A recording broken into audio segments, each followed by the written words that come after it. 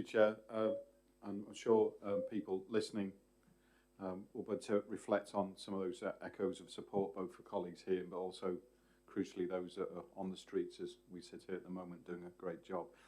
Firstly, in terms of our remarks and my remarks, is to thank yourself, Chair, and to Tom for your stewardship and support through these unprecedented times. I suppose it's only in a few years when we think back just in your tenure what we have come through, particularly with the pandemic, meets some of the political uncertainty we're dealing with at the moment. Also, thank you for outgoing members, including Colin, as you've referenced today, new ones who we've yet to meet, and obviously a chance to welcome our second Mark H. I think it could get quite confusing as the other Mark H isn't actually here this morning.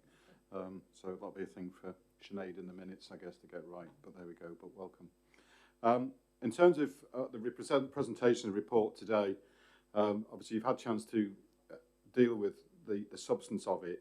I guess our headlines to put into the room for discussion this morning are, we're noting clearly what's going on this week, the wider political landscape and the impact it has on policing. But sadly, the song remains the same.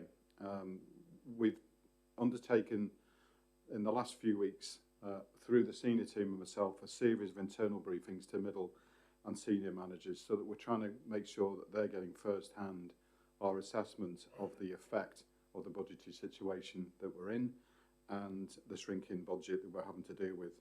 I think it's fair to say there are internal frustrations because of the situation we face and disappointment. This is the second year that police officers found themselves with no pay rise, and also we're stuck in a rut, as it were, even around the payment of what we would see as contractual increments for people that, as you say, Chair, are doing a difficult job on our behalf round the clock, and any remedy to that quickly, given the cost of living crisis, as well as support for police staff colleagues, is hugely important. I suppose, as you've referenced in your introductory remarks, we are continuing, and we reference it in the report today, it's a bit sort of managerial, but the notion of demand analysis, i.e. what we're doing, the position is becoming clearer through the work that Aldrina's doing on our behalf. And without mitigation, inevitably, we will become less visible, less accessible, and sadly less responsive. Some aspects of service delivery, as we said, will start to look different. Things will slow down as people continue to leave. There'll be less detectives. We are starting to see, despite my own commitment to this particular part of policing, gaps in neighbourhood policing teams, as we simply cannot fill the post as people leave, and tough choices to come possibly in the next few weeks over the size of some of our iconic operational support teams. We're aware, of course, in recent days of the letter sent to political leaders by the Loyalist Communities Council and the resultant media interest and speculation about the current activities and future intent of Loyalist paramilitaries. I think it's worth putting on record that whilst there are evidently tensions and palpable frustration within Loyalism over the Northern Ireland Protocol, we have not to date seen any corroboration of a heightened threat of violence and disorder from Loyalist paramilitaries. But we're far from complacent on this important issue, and we will continue to remain vigilant, working closely with our partners and the wider community to proactively monitor community sentiment, community tension, and of course the capability and intent of prescribed organisations. We will, however, of course, should it arise, facilitate peaceful protest. My appeal is for people to calm the rhetoric, and there's no reason at the moment to expect that some of this is linked to the recent attack on the Orange Hall in Magherafelt, albeit we are treating that incident not as vandalism but as a hate crime. We remain vigilant, and we will continue to identify and mitigate any likely flashpoints over the coming weeks ahead.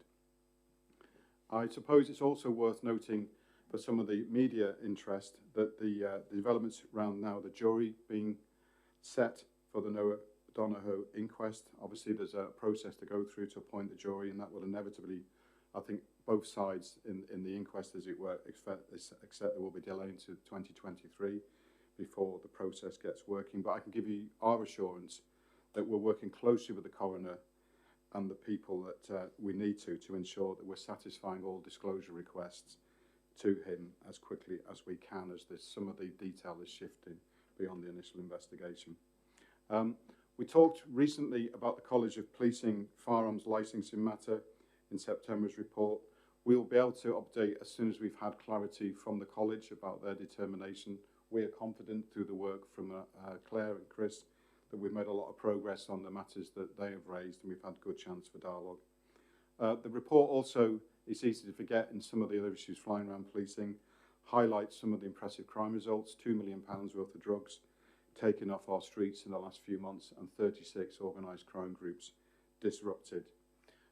In recent days, we've clearly, despite the awful weather, got through Halloween celebrations.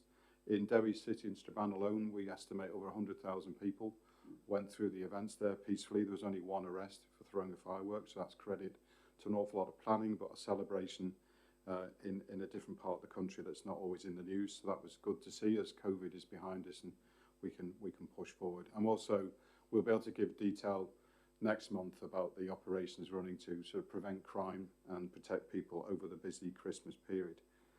The final thing, Chair, I think it's inevitable that questions will come this morning after the report released yesterday from HMIC FRS, bit of a mouthful, I know. I think it's relevant in two ways. Clearly, the headlines themselves make for decidedly uncomfortable reading for the police service, but it's also noteworthy that they will be here in January to expect our own vetting arrangements at your request. So we have been doing work, as you know, and have briefed into, I think, Performance Committee about re-vetting cohorts of officers, about assuring we're compliant with the professional code of practice. And again, we would support some of the work that you've clearly initiated around changes to legislation to make the process more effective. So I think that concludes the introductory remarks, Chair, and we're here to take questions.